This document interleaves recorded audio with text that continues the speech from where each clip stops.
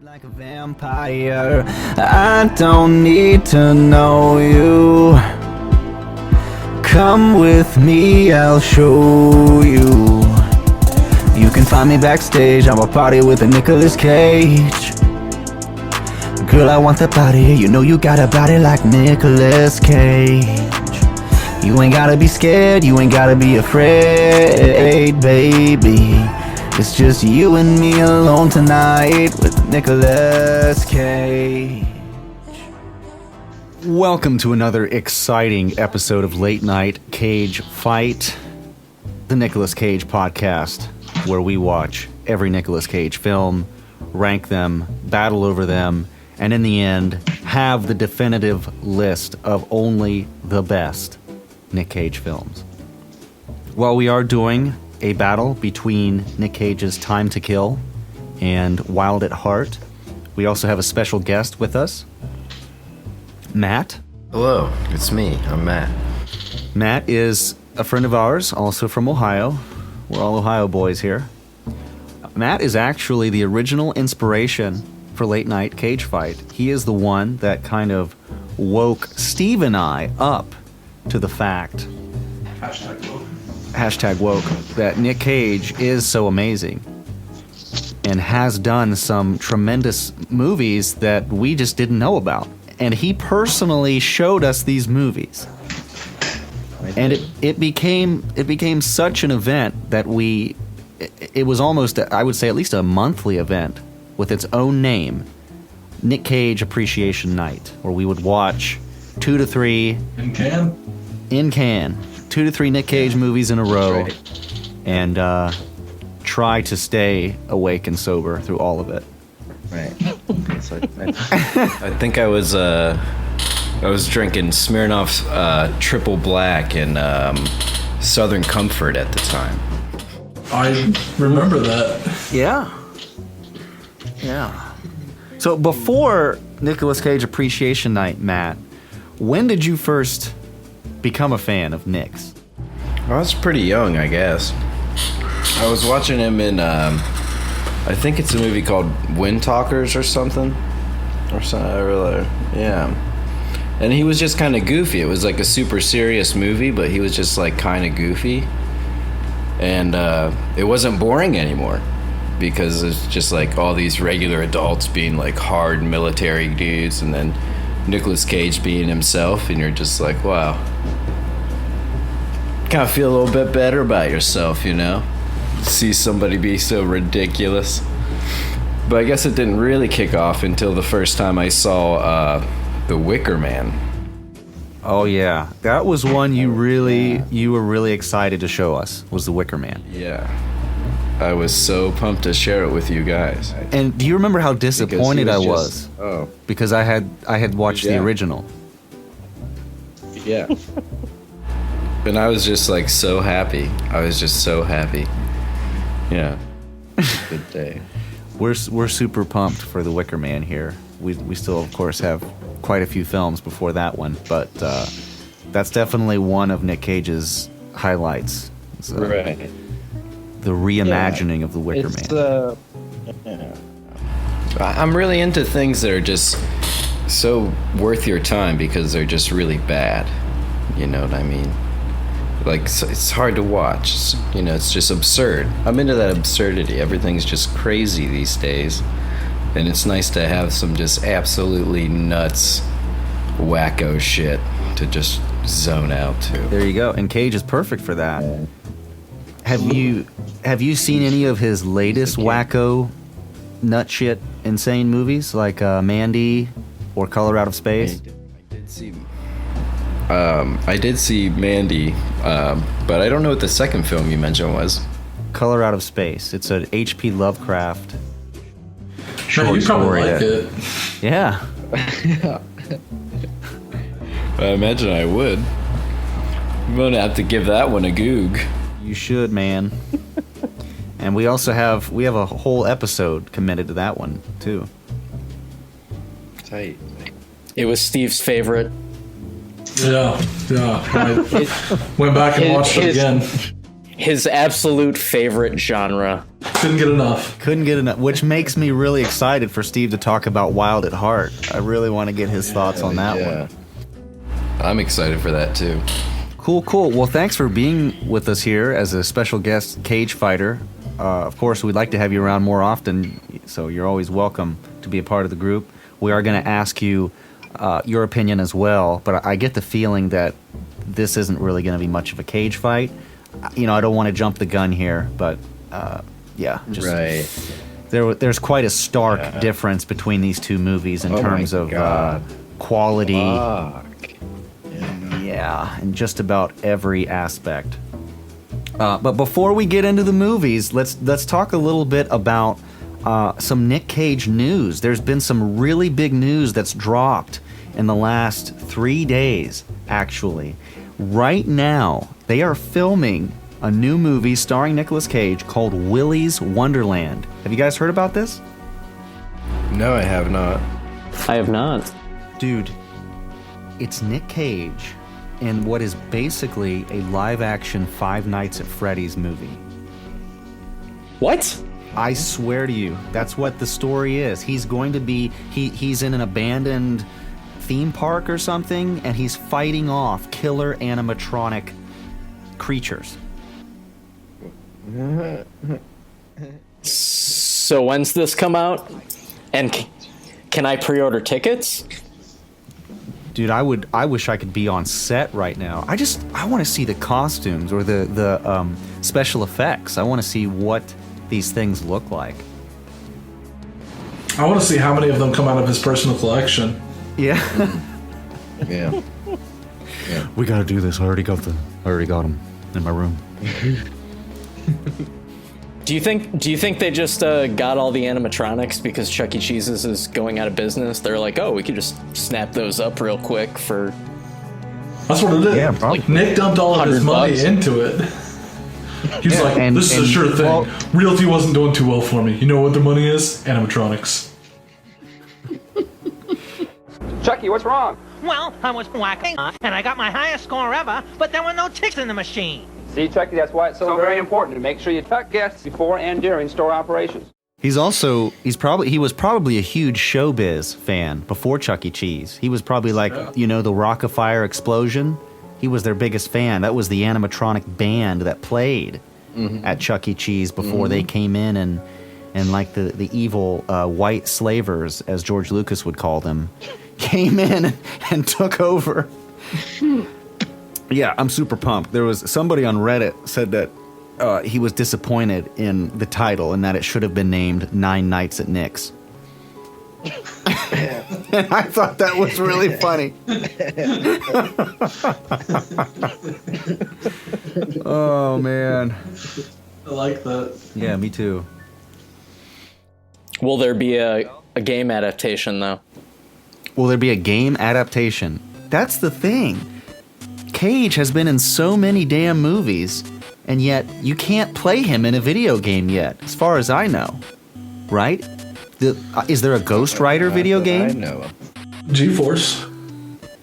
There is a GeForce game. Yeah, that's it. He's like a hamster in that. Yeah. Right on. Okay, let's jump into Time to Kill. Time to Kill. Nice.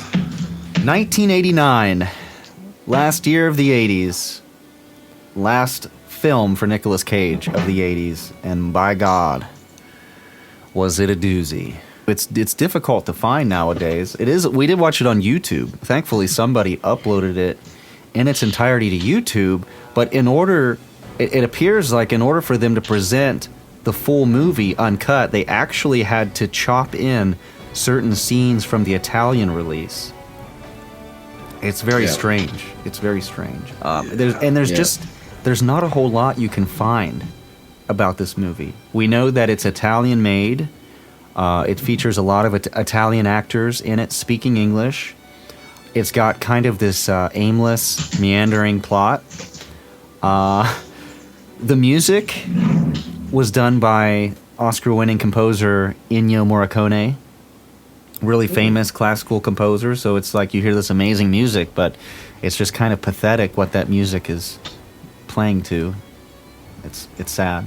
Yeah. You know, if I had to sum this up in one sentence, I'd say that Time to Kill, it's just like Vampire's Kiss, except instead of vampires, Nic Cage stumbles around war-torn Ethiopia, mumbling, "I'm a leper. I've got leprosy. I'm a leper." It's also like 1,000 times harder to watch than Vampire's Kiss. Yeah. Unfortunately, I don't have a Nick list this time, so guys, don't hate me. We'll go through these movies though, and we'll talk about some of the cagey scenes. Yeah. But I took a few notes. Good. I want your notes, Steve. Probably my notes. Yeah, my notes are all chronological. So, and sometimes I just write down random phrases, so I don't always remember exactly what I meant. That's cool. I'm just gonna read the synopsis from IMDb, and then I'll let you. Then I want to talk about your notes, Steve. Okay. All right. It's 1936. The Italian army is invading Ethiopia. Lieutenant Silvestri, Nicolas Cage, suffers a toothache and decides to reach the nearest camp hospital. But the lorry, or the truck, has an accident and stops near a rock. So Silvestri continues by walking. Wow, this is a terribly written synopsis, by the way. On his way, he meets and rapes a wonderful young Ethiopian. No. Oh, jeez, I didn't know they just said that. It's in there. We're gonna have to talk about it, and it pains me a lot. He also wounds her. Should we just let Steve go through it? Would that? No. So, yeah. Yeah. I'd just like to say that on IMDb, the very first two plot keywords on the listing are interracial rape and murder. God.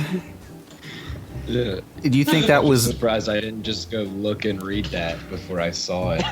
Yeah. Do you think Nick saw that in the script on the front page and was like, "I'll do it"? Sorry, I interrupted you when you said the rapes part because I was gonna mention as I finished this movie, my first thought was like, oh, this is kind of an interesting 30 years ago, and this is somewhat. It's an issue and it's being brought to light. I don't necessarily think they did a good job of making it better, but at least making it known that this kind of shit happens and that. I don't think you're ever really supposed to feel good for Nick, but I don't know that you're ever really supposed to feel bad for him either. That's the confusion. Yeah. Yeah. But the thing that really tore me away from feeling like it was a progressive movie was when I read the actual, not the IMDb synopsis, but the synopsis on the back of the box, which clearly says he meets and has sex with a local. Oh, really? Yeah, and it very much VHS tape. Yeah, it very much sounded like it was a consensual. Why don't I read the back of the VHS box then? I didn't even think of that. Nicolas Cage delivers a powerful performance as Enrico, a young soldier stationed in Africa whose struggle to survive the consequences of a passionate crime ignites an obsessive search for rescue and redemption. A painful toothache becomes the catalyst. That is so goddamn cheesy. Yes. Becomes the catalyst for a series of bizarre events when Enrico abandons his camp in search of a dentist, but finds instead a hidden oasis and sanctuary with an exotic young African woman. A brief moment of violent lust gives way to an unexpected bond of friendship, but their passionate encounter comes to an abrupt end when she is mortally wounded one night by one of his stray bullets. Yeah, because he's an idiot. But reading this... Sorry, finish. Guilt-ridden, Enrico covers up his crime, only to be confronted with the chilling realization that she may have infected him with leprosy. Haunted by the threat of banishment, and fearful he may never be allowed to go home again, Enrico embarks upon a desperate odyssey, searching for the truth in her past and the fate of his future. So this is why I say IMDb's wrong. This is a love story. Yeah. Okay. Yeah. All right. It definitely tried to make you feel that. Yeah, kind of, I guess. Yeah. Yeah. Well, I mean, after he There has. was a lot of that. I mean, the movie started off with, what was it, Ernest Hemingway? Was that the dude that was hanging around with Nick the whole time? Yeah. Okay, Ernest Hemingway. I'll take it. I didn't know what was going on through the start. It was just everything kind of jumped in very abruptly. And What do you need to know, Steve? Nic Cage has a toothache. Open your mouth. Wider. Is it going to hurt? I didn't really understand the setting. I didn't know what was going on. It just get the fuck out of here. I thought he was. Okay, I thought he was draft dodging or something. I don't know. Yeah, I get that. This movie was originally an Italian novel, war novel, and I haven't even verified this. I get this from comments I'm reading on the YouTube movie and stuff. So I'm not exactly sure, but it makes sense if it was. It was a novel where all of these themes could definitely work in a novel much better than it did in a movie like this, I think. So it makes sense. Yeah, maybe it was a best-selling novel, and then you also have to realize this was an Italian production. So I believe it was meant for an Italian audience who is already familiar with this period in history, which was the Second Italo-Ethiopian War, is what it's known as. It's the lead in to World War II when Italy invaded Ethiopia and committed atrocities, as you can see. Yeah, and that was some of my challenge getting into it. It was just not really understanding the history behind it very well. Yeah, me too. I didn't quite get it. I didn't really know who was fighting who. You don't really get any action sequences like that, you know? Yeah, I wasn't even sure. Yeah, there didn't seem to be a war at all. I wasn't really sure why it was called Time to Kill, because, like, he doesn't kill anyone. Can we just talk about how stupid his character is? I mean, he's got this toothache, but he won't let the dentist in his command deal with it. He wants to go see the other dentist. But at some point in the movie, I decided this was actually the prequel to Bad Lieutenant. Me too. I mean, you've got the fucking iguanas. There's a scene. What makes that line make sense? There's a scene where Nic Cage's character gives his cigarette to a lizard. It's a real lizard, and they leave the camera hanging on this. The interesting thing about it is that sequence was actually cut out of the movie in the UK version. I'm assuming for animal cruelty reasons. But what is it about Italian movies and using real animals? Also, I remember the horses. There are dead horses in this movie. They probably didn't kill them for the movie, but there's no way that these are just models or something. It just reminds me of, you guys remember Cannibal Holocaust? I know Matt's seen it. Mm-hmm. Yeah, I mean, that was super famous for the animal cruelty that they had in that, which was meant to make you question the human cruelty as well. I was just like, what is up with that? Why we gotta hurt animals, guys? Not cool. All right, so Nic Cage has this toothache. He decides to go to... He goes to the construction site because there's supposed to be a doctor there. But apparently the doctor's out. And so this really thirsty boy comes up to him. That guy looked... Yeah, like really strange character. I kept wondering why he wished me good luck like that. I mean, all I had to do was stay on the path and I'd get there. He was a strange guy. Something about his face. His eyes. I honestly assumed that he was going to follow him off in the woods and there was going to be some romance thing there or something. Dude, there's something missing with that part. Yeah, Definitely. Yeah, there is. There is for sure. That guy's like, hey, don't take the main road. It's pointless. Take my secret route. And Nic Cage is like, I won't even ask anyone else. I'll just go. I'll believe you and do it. Yeah. And then they wandered off like together, and then like they just kept smiling at each other. Yeah. And then Nic Cage, that's when eventually he runs into the female character, the Ethiopian woman, who is bathing in a pond of some kind. So in order to ask her for help, he just starts taking off his clothing. Can you help me? Can you help me? Hold on. You can't. Do you not understand English? Maybe if I take off my shirt. Yeah. I like how he sexually assaults her, and then when that's all done, he says to her, "It'd be nice if we spoke the same language, then we could have a conversation. Wouldn't that be great?" It's too bad we can't get a little conversation going here. It's about all that's missing. Well, then he pays her. That's right. He pays her. Yeah, because he realizes she doesn't understand, so that's what you do. Mm-hmm. But then he pay her in shorts. No, he paid her in. He tried to give her money, and she didn't want that. He gave her his watch and something else. The Bible. The Bible. That's a big key point. Here's a Bible. You can't read it, but here's a Bible. And then she seems to warm up to him, and so they stay the night in this cave. Mm-hmm. And in the middle of the night, what was it? Was it a cougar? Hyena. So I want to point out one other thing from that transition, because I made a note of this, and I think it's funny because I made numerous notes of this throughout the movie and the evolution of it. But when he first meets her in the water, she has a single body wrap that she clearly wraps around herself. But at that night in the cave, she has stitched clothing. Uh-oh.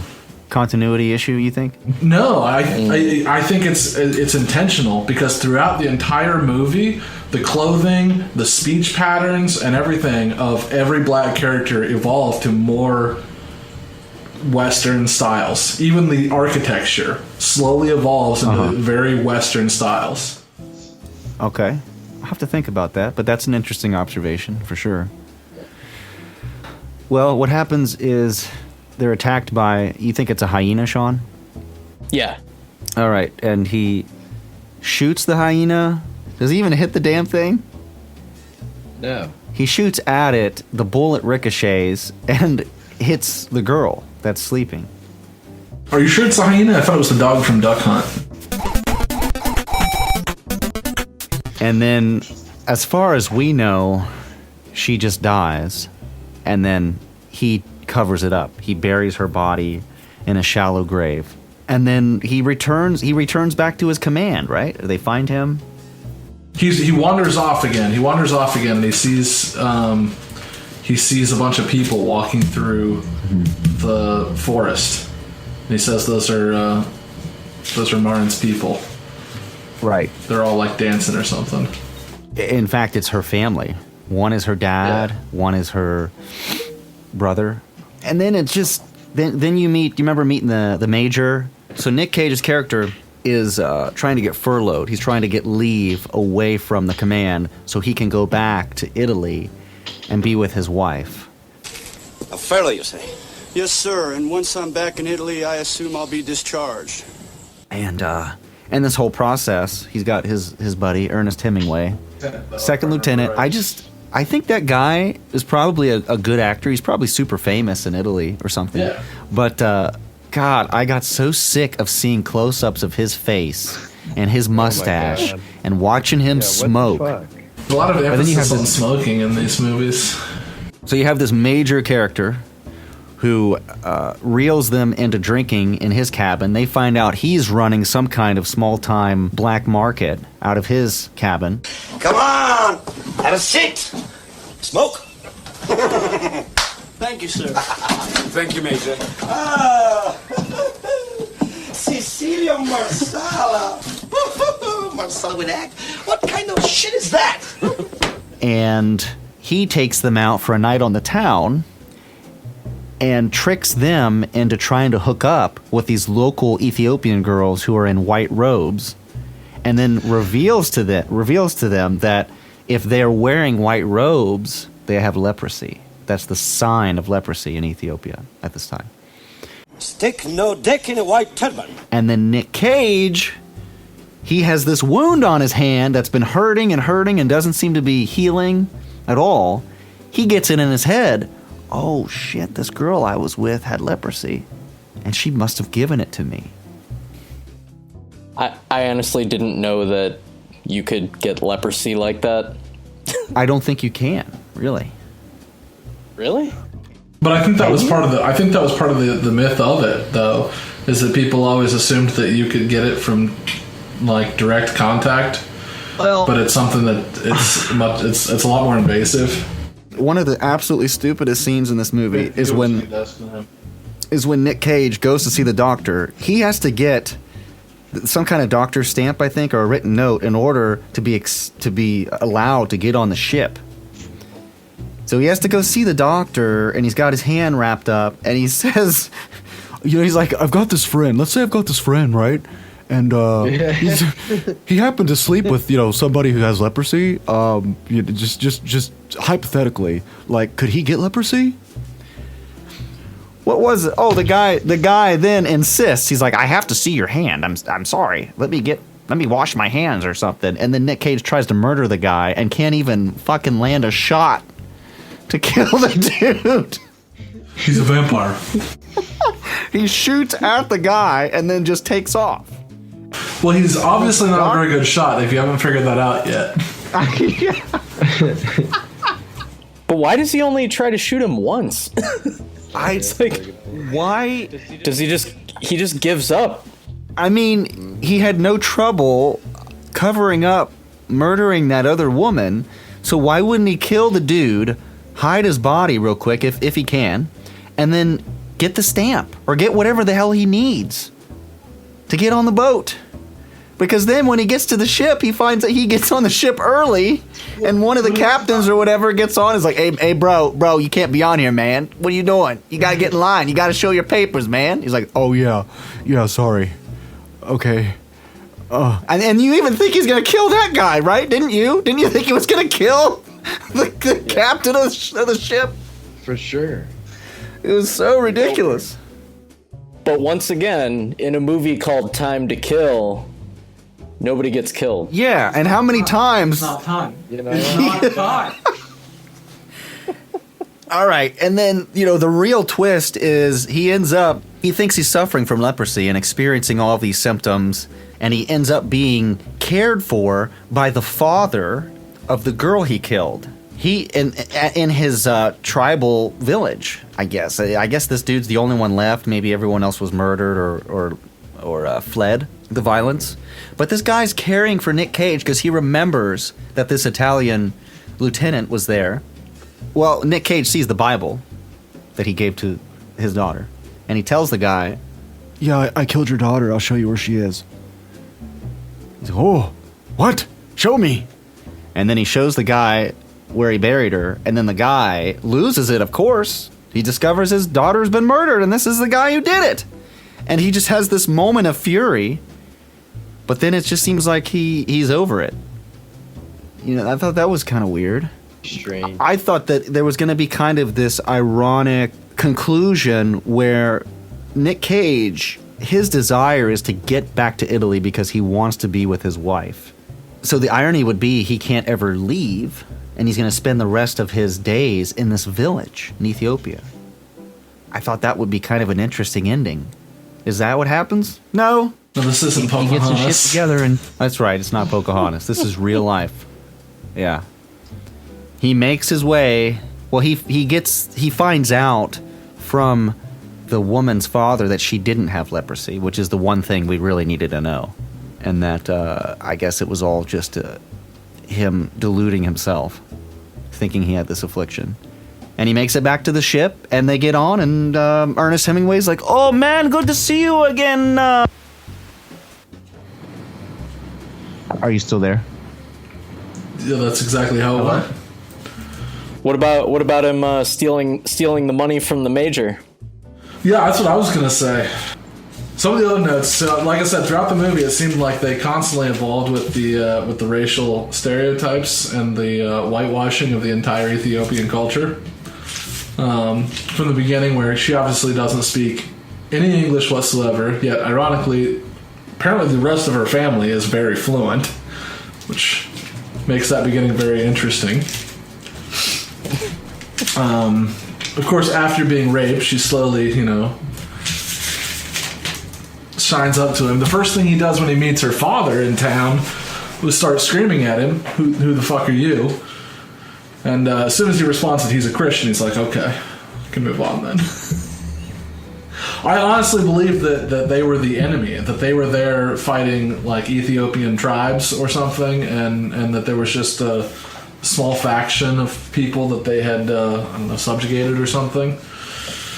Or maybe even slaves, I don't know. Well, I guess it was Italy invading Ethiopia. So I guess that's accurate then. That's pretty much what it was. Yeah. There were a bunch of like weird, because there was even a point, like one of the first, early on, they show a bunch of people standing up on one of the cliff edge. And they even had like, both the kids were completely nude. Like I said, throughout the whole movie, like the clothing, language, everything. So yeah, they go out with the major, the first lieutenant, the second lieutenant. And I really want to reach for this, being the whole military family. But I don't understand ranks at this point, because they seem to answer to the major like he's a big deal. But then as soon as he walks out of the room, they're super catty, like about him and like with each other. I don't feel like that happens. I don't know how big of a jump that is, but I mean, isn't everybody like that with their boss? Yeah, I guess that's true. You do have that sometimes. Oh wait, I did look it up, and you cannot contract leprosy from contact. It's typically long-term contact with somebody with leprosy, but it's not a very contagious disease, and it's usually from mucus secretions, usually from sneezing or coughing. So if he just wore a mask, in this movie, then you wouldn't have to worry about it. Yeah. Maybe they can recut the movie and just put everyone in masks. Just CG it in, So at one point, the major. So Cage tries to leave on the boat, and then he can't get a stamp. So he slept in the woods, and then how did he run into the major? That's the part I don't remember. Well, before that, he wasn't he in a restaurant or something, and he asked one of the people like, "Oh, I'm looking for a boat." I think it was because they had a boat because they were transporting supplies or something, and he was basically just asking to be a stowaway. I forget what amount of money they asked, but they asked for like a shit ton of money. He's like, "Can I just pay you when I get back to Italy?" They're like, "Fuck you." So I forget how he meets up with the major, but I think he was asking him for a ride or something, and then he just gets out and is just like, "Oh, I'm just gonna walk the rest of the way," and he just like goes into his bag and steals a bunch of money from him. So while they're on the way out that road, so before that, he meets up with the major that night, and I don't know what happened, because I looked away for a minute, and when I looked back, he's in bed with another woman, Cage is, at the major's house, before they went out in the truck together. And I have no idea what the hell happened, but I remember him waking up in a bed with another woman. I forgot about that. Wasn't that like a brothel? Yeah. They went to a brothel. Yeah. So I was thinking that Nick was still fucking around, even though he thinks he's a vampire or a leper. I mean, is there a difference? Let's be real. Not really. And I know it was the whole time they were heading out in the truck, so they passed a group of monkeys. and then a flipped truck. So I was really expecting both of those to be a precursor to, like, the tribe attack that was finally the fated attack that was going to happen, where Nick busts out all of his killing moves. But nothing. We didn't get any of it. When the time to kill occurs. I thought it was time, but it was definitely not time yet. Instead, it was time for Nick to steal a bunch of money, and the fancy major dude to say to fuck you and fuck off. Fuck you! And fuck off! And then the movie ends. Pretty much. He did go into the village though, and he pulls out a bunch of weeds to start chasing a horse with, because I don't really know what the plan with that was, but I'm sure there was some value to it. And also violated their Fourth Amendment by just taking a house. But at that point, the father character, his clothes had evolved all the way up to Jedi robes. He had full, like, fitted pants and like the everything. So very well done. And then Cage had actually started to de-evolve. To the point where he was wearing ratty clothes and just more and more unkempt throughout the whole thing. So that's where I started thinking it was going to be kind of like a Pocahontas kind of theme, where it was, you know, supposed to be the white man learning the native ways, and, you know, and I thought that was going to be the moral of the story.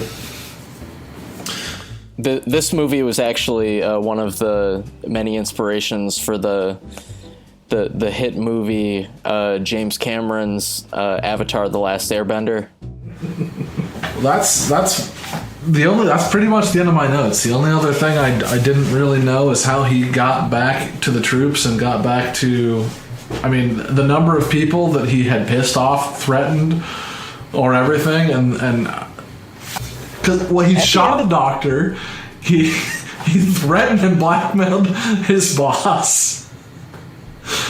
And he's walked out of his post numerous times. And he gets back and everyone's like, fuck it. It's Cage. What are you going to do? At the end of the movie, didn't the narrator say that his, like, friend died or something? I also made it, yeah, there was something weird like that. And it also kind of made it sound like the boat never made it back.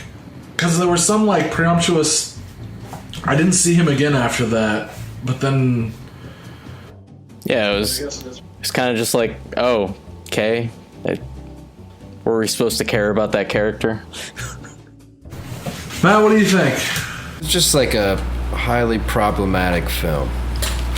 I feel like they had attempted to make it kind of like Cannibal Holocaust, to where at the end you can kind of look back through and be like, wow, this told a story that the most brutal thing in nature is actually humankind, which is, like, I think what they were trying to tell in this story. But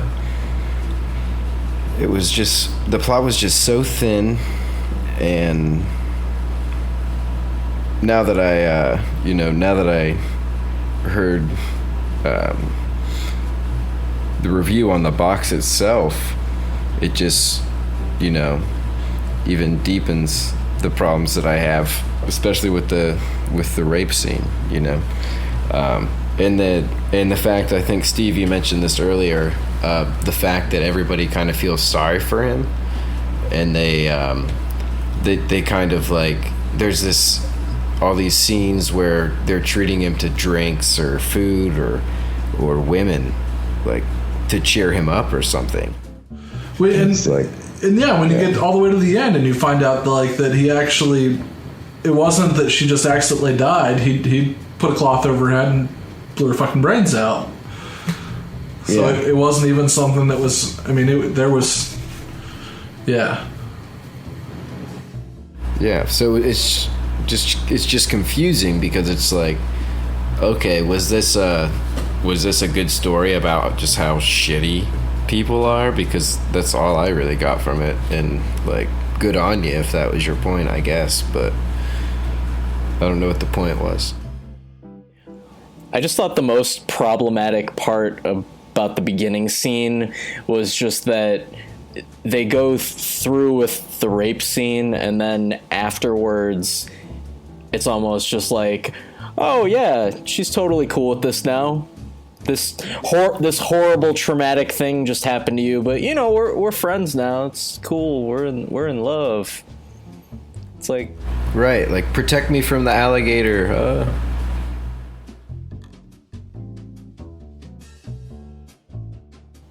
Oh, Nick. I'm sorry. So did you guys say you liked it? We're saving that for the cage fight, right? That's true. That's true.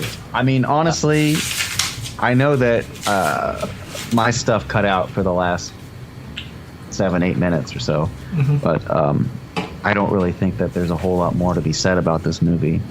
Yeah. I don't think it's even in the top 5 Nic Cage movies of the 80s that have rape scenes. Well, actually, I was going to challenge that at first, but there might actually be more. I was just pretty interesting pattern. It was just like Cotton Club 2.0 for me, guys. Yeah. That's high praise. Thank you. Have you seen the Cotton Club, Matt? I have not. Am I missing out? No. Steve hasn't seen it either. That is one I still have yet to watch. Sean hasn't seen it either. It's just me. I'm still getting caught up on season 1. Yeah, well, that's one to miss. Yeah. Heard. So, well, shall we jump to the 90s? Wild at Heart, 1990 comedy crime drama film directed by the legendary David Lynch. He also wrote the screenplay. I just want to say that I haven't seen too many David Lynch films. I remember having his short films a long time ago and liking them. I've seen Eraserhead. That was one that I watched and liked a lot. But as far as the other heavy hitters of his filmography, like I've never seen Blue Velvet, I've never seen Lost Highway, I've never seen Inland Empire. And so I honestly, going into this one, I had no idea what I was getting into. I knew it was going to be Lynchian. I didn't quite know exactly what that meant, but of course, with the very first scene, you start to understand exactly how this movie's going to go. Crazy fucking bad boy. Trying to fuck your girl's mama. Uh-oh. Marietta just gave me this to kill you. And afterwards, she said Lulu was mine all the way.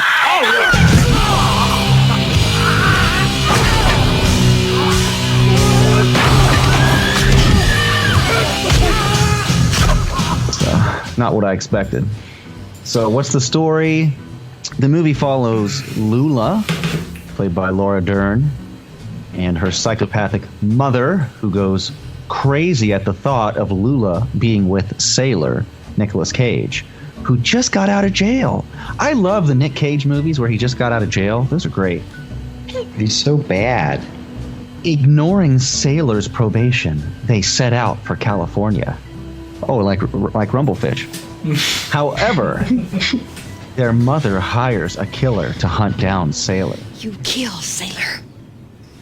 I am going to kill Sailor. You can be certain of that. Unaware of this, the two enjoy their journey and themselves being together until they witness a young woman dying after a car accident, a bad omen. That's interesting that that's in the storyline, because I felt like that was an important scene, but I don't consider that, just in my memory of it, I don't consider it like that pivotal. What's that? Compared to the major story. But, yeah. Yeah, so really thought about it. What'd you guys think?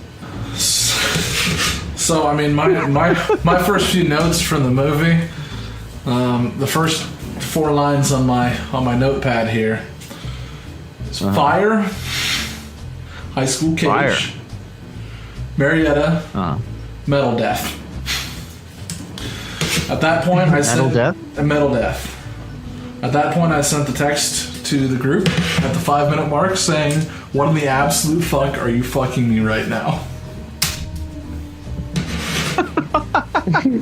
This movie started off really fucking intense.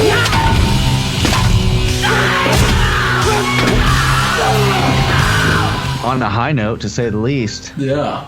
I said, I haven't seen a lot of Lynch's movies, but I get the sense that his style is well suited to balancing the very kind of philosophical, tasteful, artsy, cinematic sequences with the very low, repulsive, vulgar, disgusting.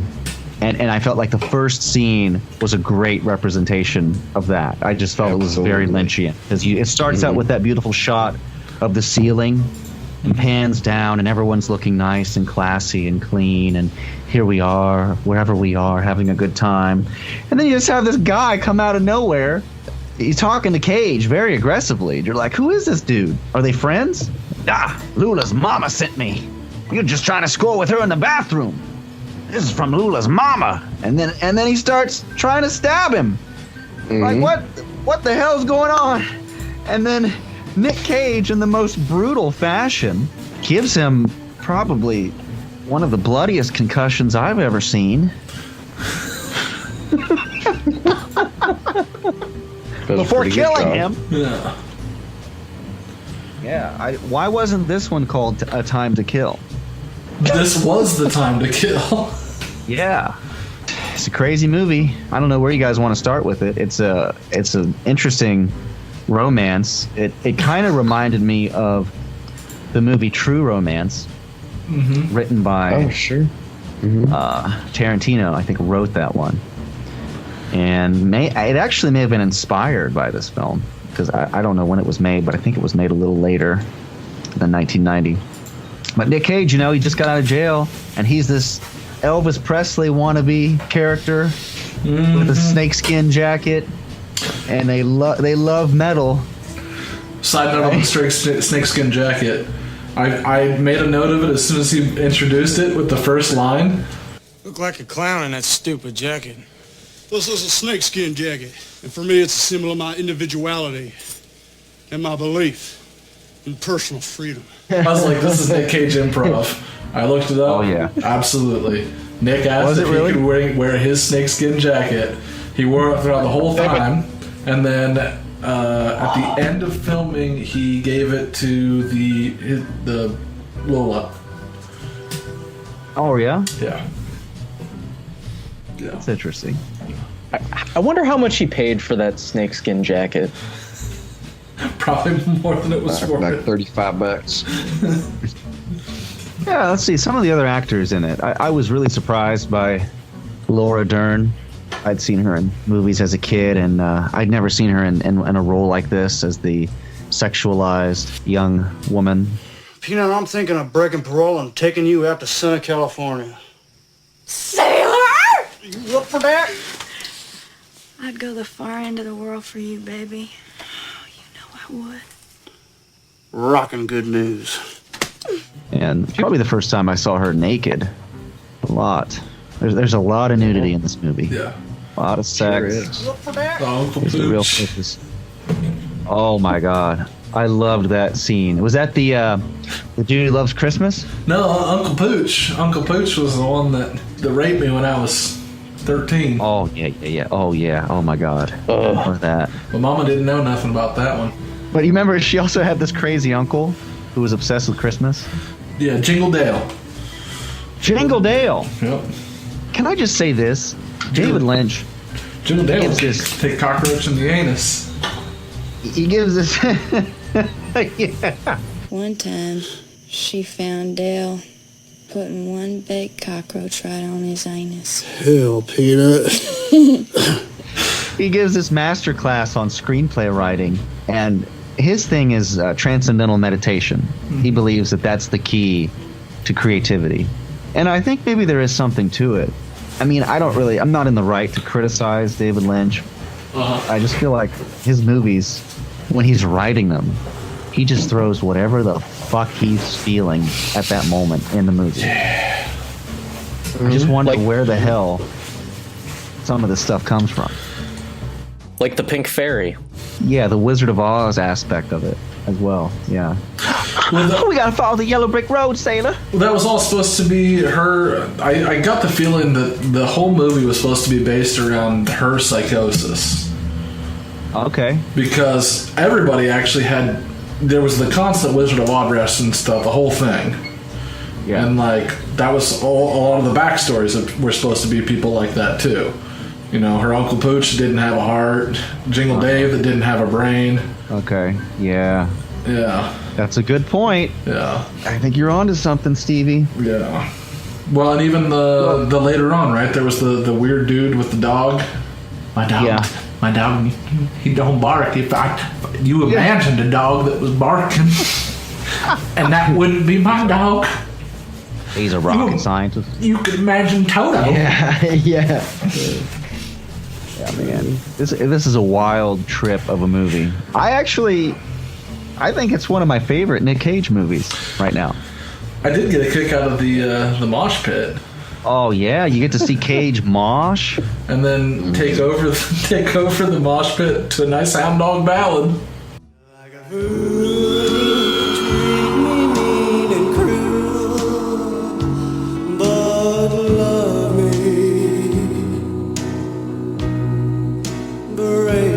Faithful heart, tear it all apart, but love me. Yeah, you get some Nic Cage singing in it. Oh yeah. Willem Dafoe plays a pretty awesome character, Bobby Peru, with some funny looking teeth and an accent. And I really like Harry Dean Stanton, plays Johnny Farragut. That guy's cool. Mm-hmm. Yeah, it was pretty funny. Very good job. Yeah, it's a great cast. I mean, basically the story is they're trying to go to California, but Sailor, who's with Lula, right? He used to work. He was a driver for Santos? Like her dad or something. Was it Santos? No, it was Santos' enemy, I think. The other guy. Not William Dafoe. No. I didn't quite understand that dynamic, I'll be honest. I didn't understand why the hell. movie. Why did she hate him so bad? Lula's mother just wanted him dead. And she goes to the extreme. She's using her sensuality to get Harry Dean Stanton to hunt him out. But then I guess she's impatient, so she calls Santos, who is like the dude you don't want to have to call because he's going to just kill everybody, I guess. But isn't she also gonna do it fucking his him way? too? She was... Oh, I'm sure. Yeah. Yeah. And then Mr. Reindeer, that's who you were talking about, right? Mr. Reindeer's the guy with the dog. I think so. I don't know. I at that point I really started losing track of who was who. By the point I got to that in the movie. Yeah. There were so many bizarre random scenes that happened all over the place that I made note of like a bunch of pointless conversations or pointless scenes that I just didn't fucking get. There was a fantastic scream track at some point in the movie where it was literally like somebody sitting with like one of those 90s like the soundboards that we used to play around with. Literally just had one scream and they just kept hitting the same screen. It was supposed to be like the crowd screaming at the mosh pit, and it was just the same scream track. And like at one point they were like, No, there was the random scene with some old dude taking a dump with a stripper. And then another random scene, another completely random scene of some unknown black guy walking down the street with another weird dude just walking by making monkey sounds at him. Yeah, I remember that too. Yeah. They go to New Orleans. Yeah. So we get some New Orleans in there. Did you remember there's the lady singing? And there's a close-up of her singing for a good 10, 15 seconds. And it's obviously overdubbed. Her lips are not matching the music. Mm-hmm. Just like, God, why is some of this stuff in there? And the weird voices too, right? The pigeons spread disease.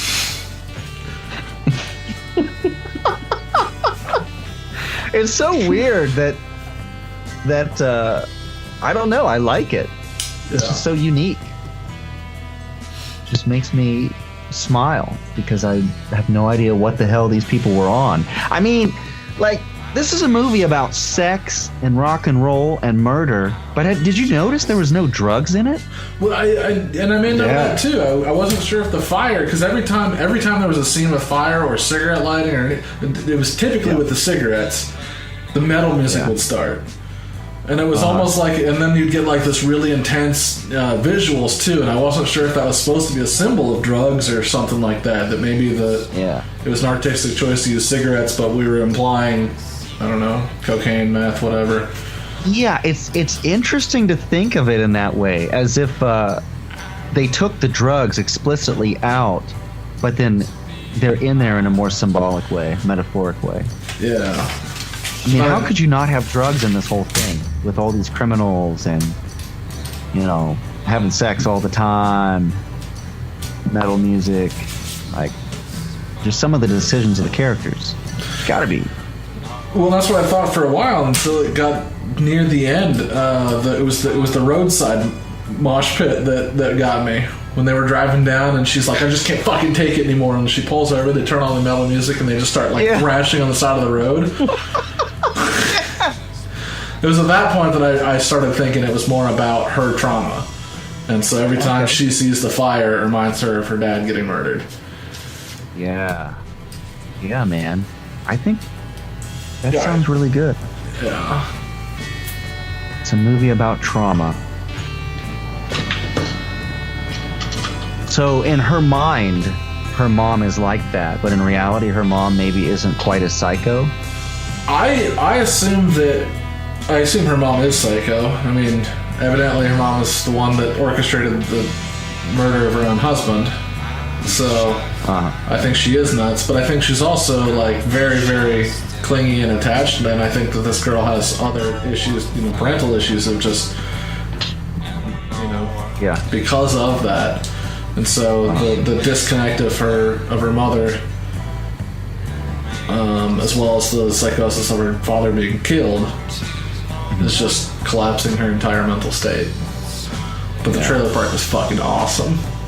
Or whatever the fuck it was when William Dafoe showed up and all the fatty strippers and the and the magic, the random magic after the dude with the dogs, the rocket scientist, the other dude just starts to like close up magic tricks.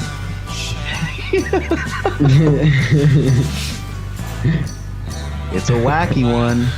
Yeah. And then Ranger Rick, whatever the hell he was doing there, he looked like a local marshal or something. Yeah, so I guess we might as well just sum up the ending here. So Nic Cage and Lula, they're on the run. They've made it as far as Texas, right? Mm-hmm. Yeah. And they're out of money, so Willem Dafoe, Bobby Peru, I think is his character's name, convinces Nic Cage to take part in a small-time robbery.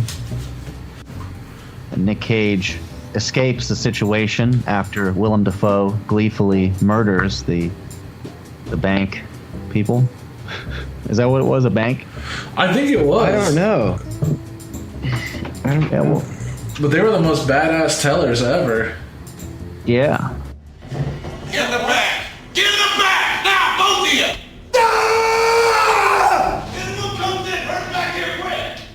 Those are dummies. Dummy. Okay. Why don't you step up here, hotshot? I'll slap that smile right off your face.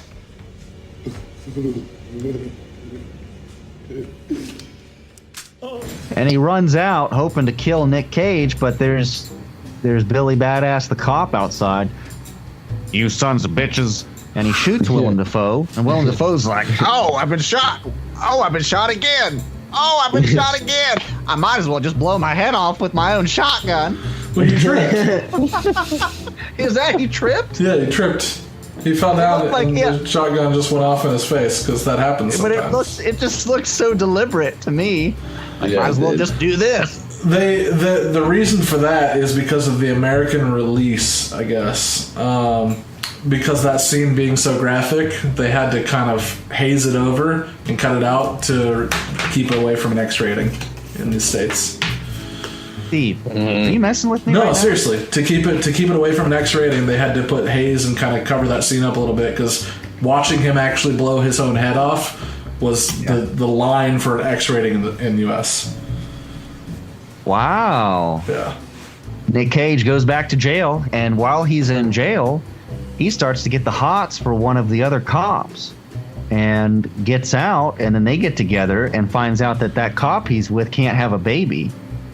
So they got to steal a baby. Look for that. It's all connected. Oh, I'm sorry. I'm sorry. That's the wrong movie. Oh, that's right.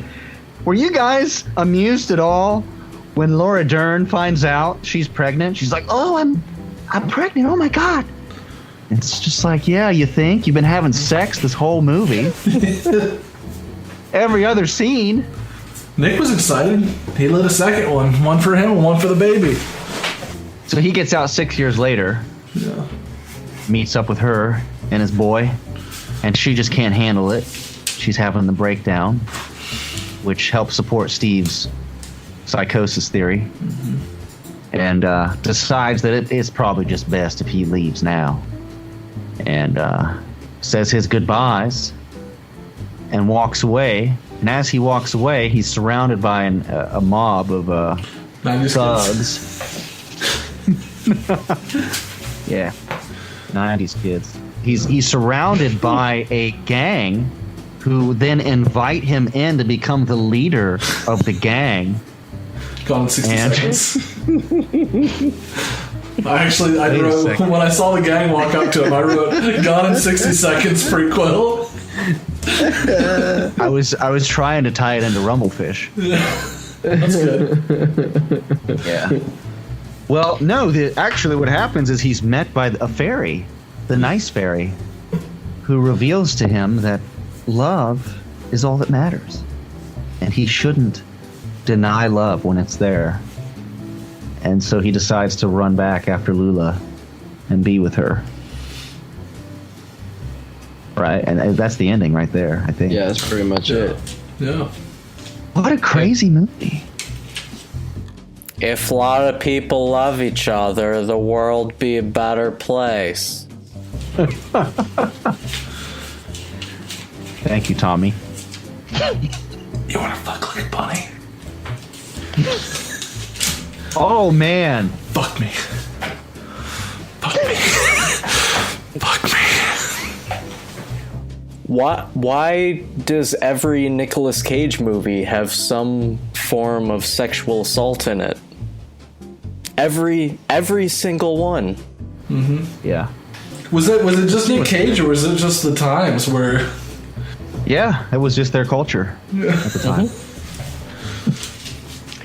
Did you know that David Lynch actually only directed the first 6 episodes of Twin Peaks Season 2 because he was making this movie? No. Yeah. Wow. That makes a lot of sense. This almost seems like an extension of that universe because it's so wacky and shit.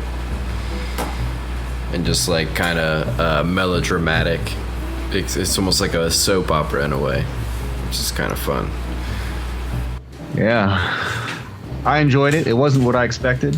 Definitely intense at times. Makes you feel uneasy. But then some of the intense parts also kind of roll over into, like you said, melodrama or even black comedy. I can't help but laugh. Especially when he was telling Lulu the story about the other girl that he grabbed her by the pussy. Yeah.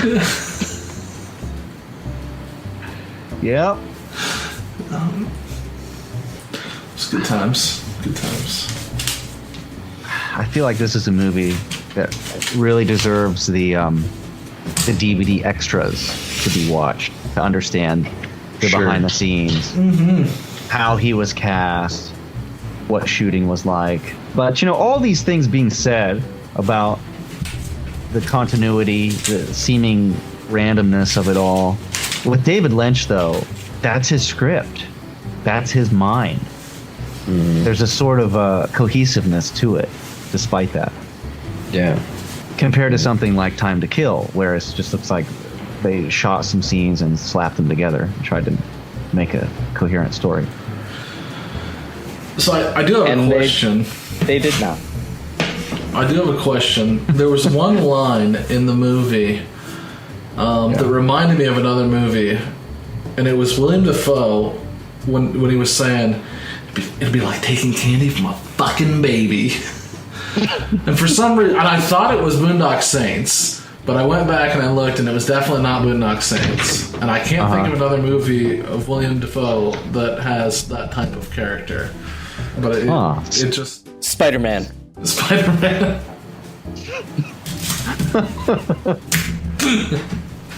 I don't know, man. Yeah. He's played a lot of roles. Yeah.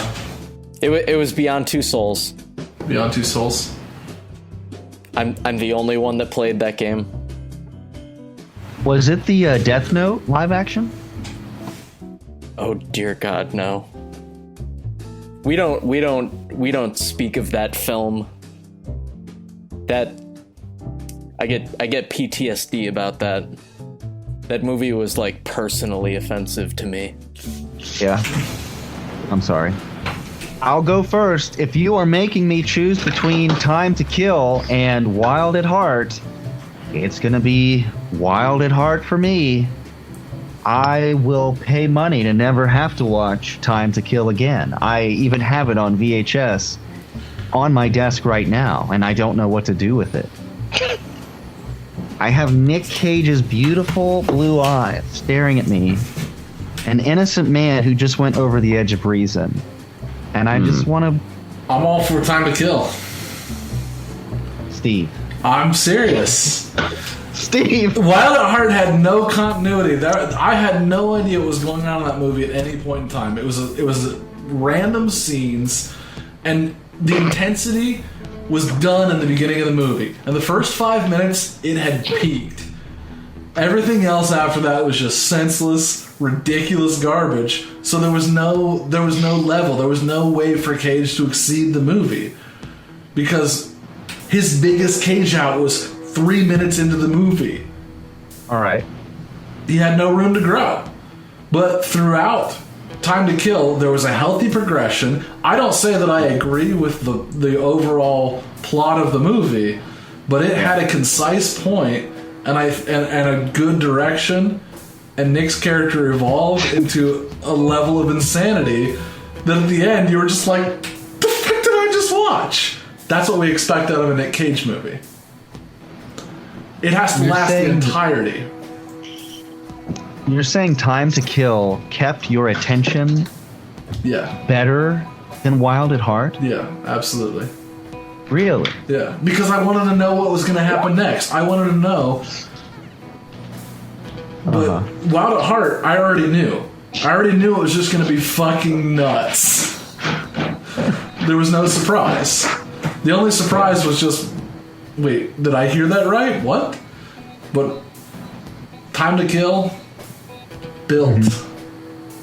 That's a really good point, Steve. I mean,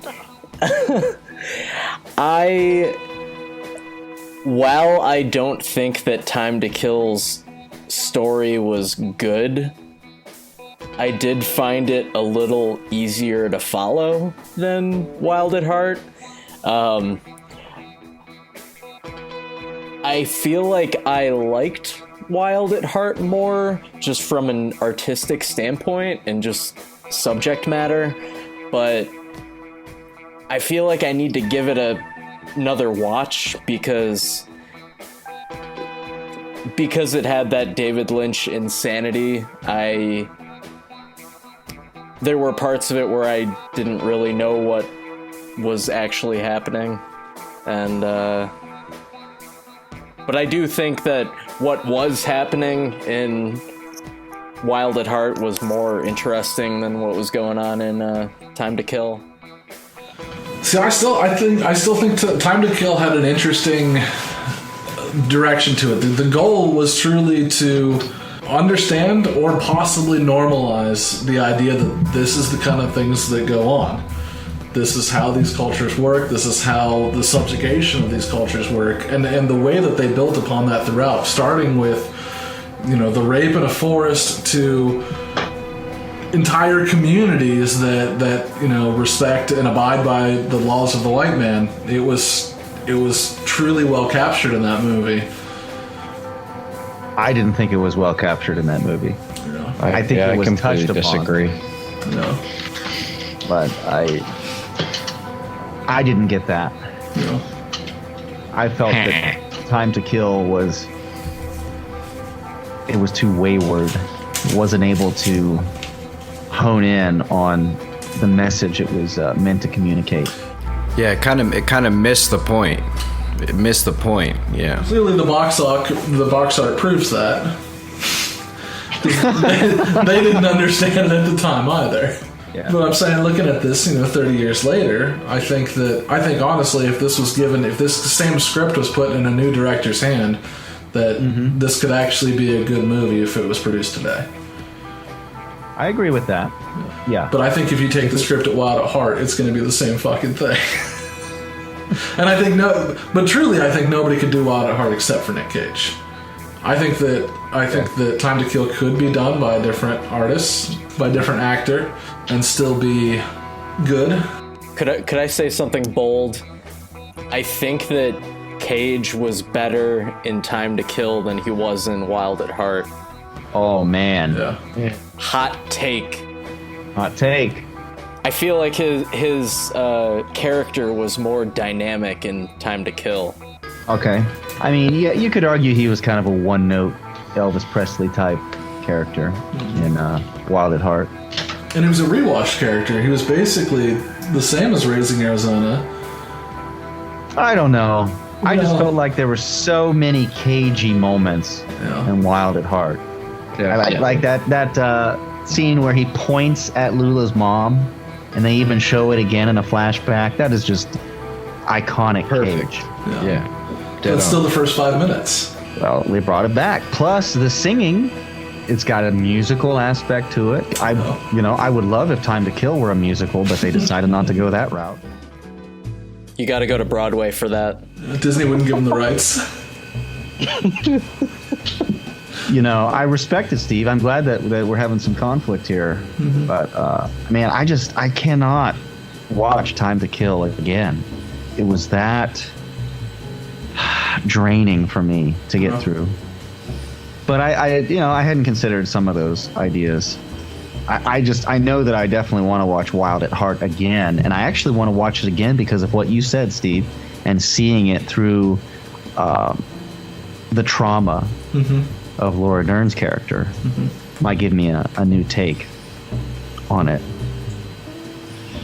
But yeah, all right. So Steve chose Time to Kill.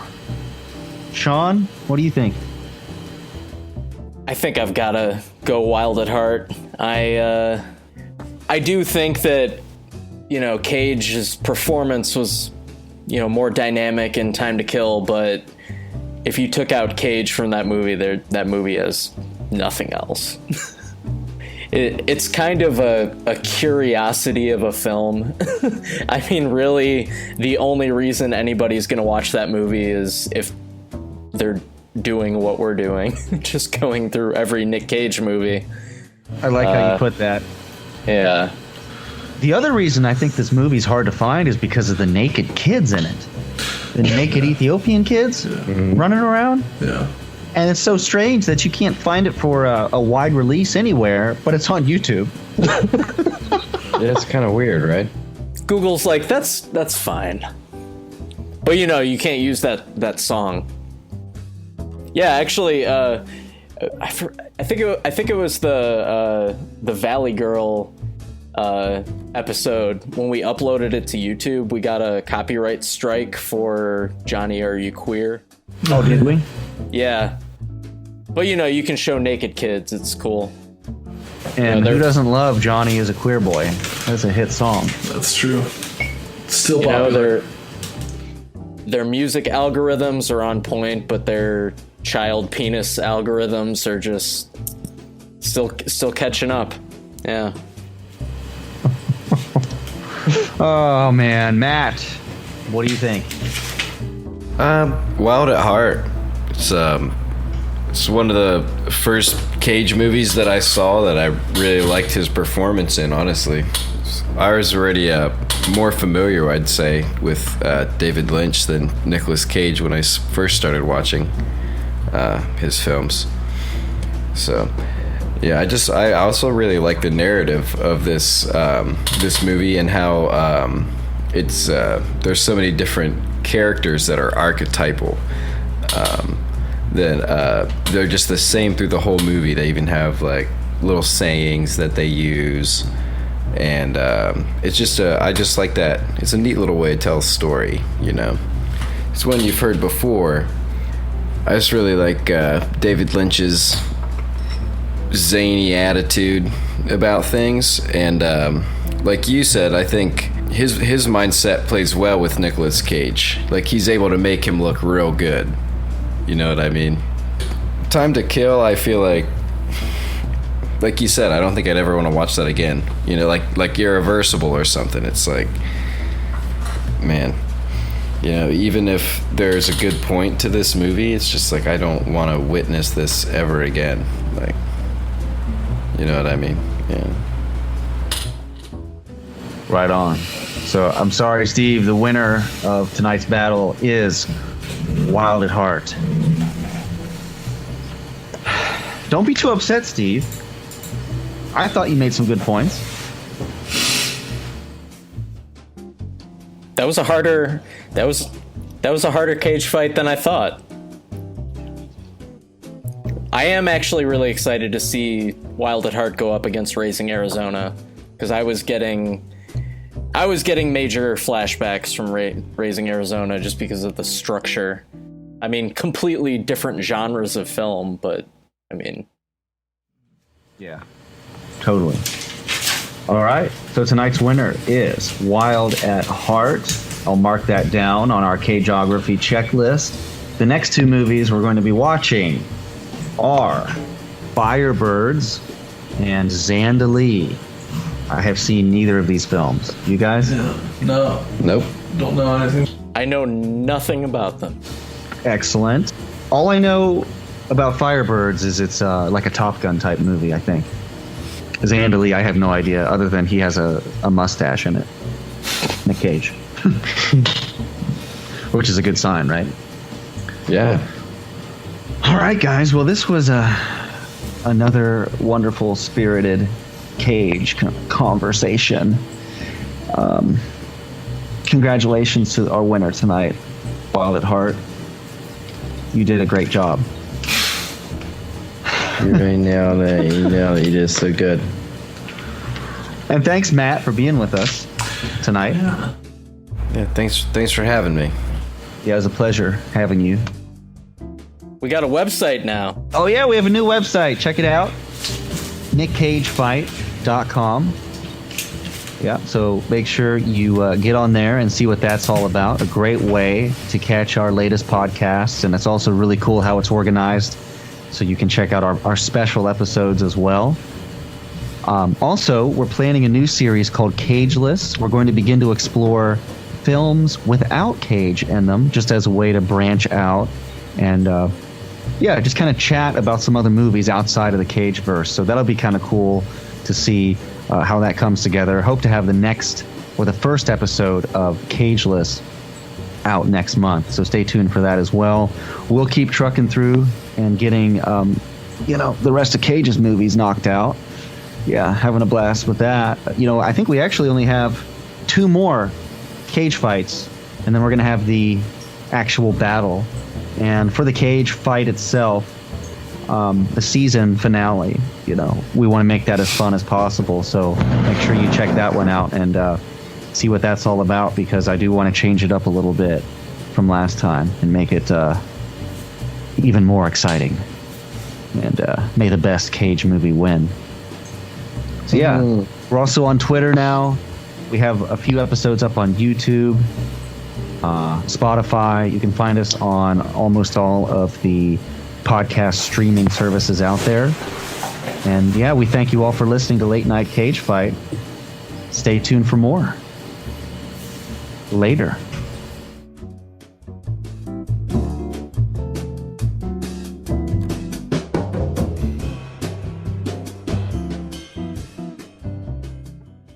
You look for that?